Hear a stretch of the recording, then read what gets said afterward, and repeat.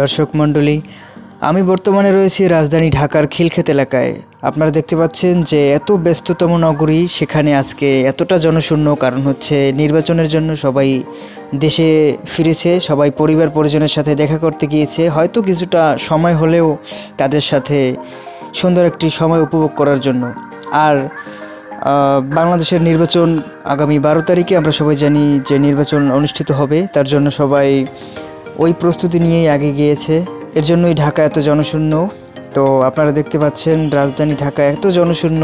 হয়তো আমরা ঈদ অথবা কোরবানির সময় দেখতে পাই, কিন্তু আমরা এখনও দেখতে পাচ্ছি রাজধানী এতটা জনশূন্য।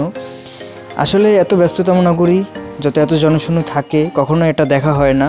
খুব ভালো লাগার একটি বিষয় আমার কাছে মনে হয়। রাজধানী ঢাকার এত ব্যস্ততম নগরী, যদি শান্তশিষ্ট কিছু মুহূর্ত কাটানো যায়, আসলে এই মুহূর্তগুলো সবসময়ের জন্য সুন্দর হয়। যে এত ব্যস্ততম নগরীতে আমরা কখনো এতটুকু সময় পাই না যে সুন্দর একটি মুহূর্ত কাটানোর জন্য।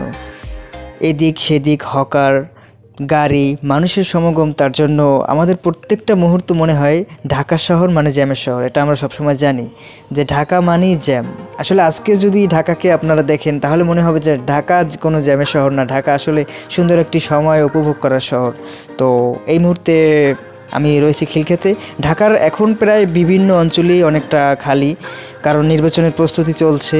বাংলাদেশের আইন কানুন সঠিকভাবে সব কিছু পরিচালনা হচ্ছে নির্বাচনের জন্য। বাংলাদেশ আইন শৃঙ্খলা বাহিনীরা বিভিন্ন জায়গায় টহল দিচ্ছে। তারা সঠিকভাবে নির্বাচন পরিচালনা করুক, এটা আশাবাদী।